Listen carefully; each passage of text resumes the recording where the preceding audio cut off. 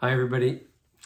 I thought I would update you by way of a little illustration on some of the happenings here at the parish, and also some of the feelings that I have as the pandemic is losing a little bit of its grip, but we're still struggling to find our way back to wholeness as a county, as a nation, as a world, and yes, as a parish and school as well.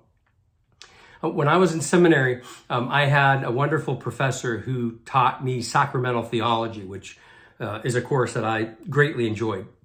And one day, he was a little humorous, and he wanted to try to illustrate to us the difference between a mortal and venial sin.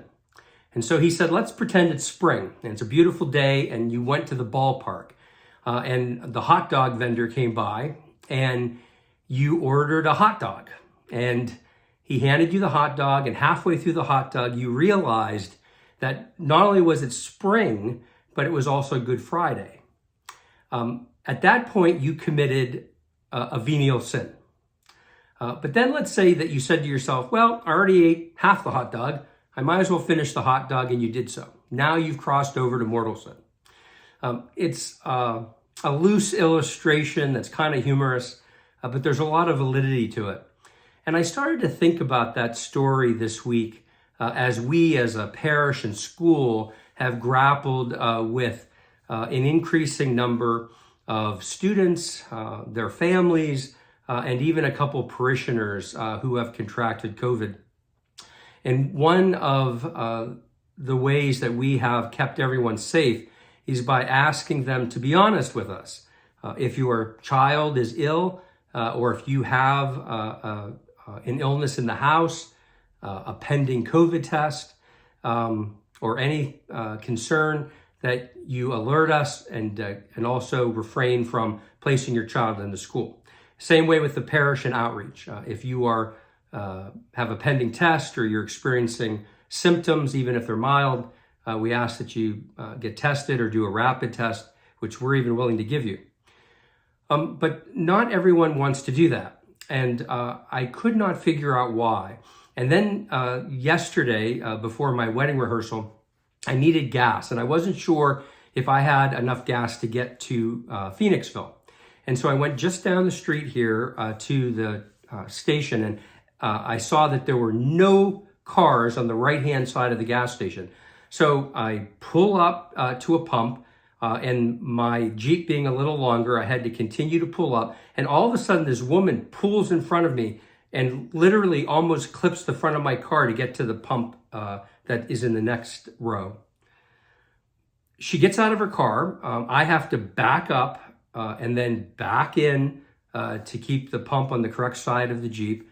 And she says to me, I don't know why you were so close to my car. And I said, I wasn't. I said, I was already at the pump. You're the one that pulled in. She says, well, I have to get gas too. And I said, well, I was already at the pump. And she said, I don't care. She said, I'm in a hurry. And then it struck me as I looked at her vehicle. There, dangling from the passenger side visor, was a hand crocheted cross. I could not believe what I was seeing. Here was a woman so bent on getting gas before anyone else, even though all of the other pumps were empty, that she chose to not just cut somebody off, but to be mean-spirited about it. And then there was the cross. It was all I could do to contain myself, and I did. I never said another word. But in my heart, what I was saying was, you should remove that cross from your car because you do not know how to live into its true message. And that's how I feel lately. As we all grapple with the pandemic, I receive an email from somebody in my school system that says, I don't know what's wrong with these people who keep contracting COVID. Look, the world can't protect us. The government can't protect us. The CDC and NIH and Dr. Fauci, Montgomery County, none of them have been able to protect us from this virus. It's a virus. It's no different than the flu or any other virus that we can contract in the world. And the more careless that we are, and the more flippant that we are, and the more cavalier that we are, the more dishonest that we are, the more that it will spread. The more that we reject science, the more that it will spread. The more that we politicize the vaccine that is literally saving lives, the more it will spread. But Mother Nature is fickle, and she will get us to herd immunity one way or another. And so rather than pull up to a pump and reject everything that we have learned as Christians and become mean-spirited and self-focused, we need to be better people. And that's why we closed our school and parish building today on Friday. We deep cleaned the entire building. We even had a contractor come in order to do a fine misting. It's called microbial fogging through the entire building.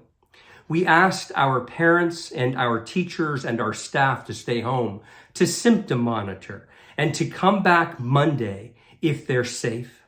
We all needed a break. We needed to sit back and reflect on what we're doing to protect others if we won't protect ourselves.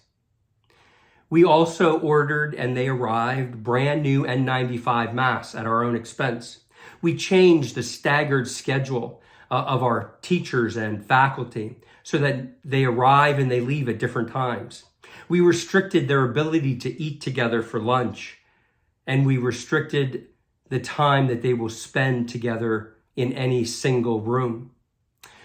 We have also restricted the way that we do before and after care so that classes aren't mixing right now. We have contracted with that cleaning firm to come in and fog every week, and we purchased our own system in order to fog after we disinfect and clean the building every single day.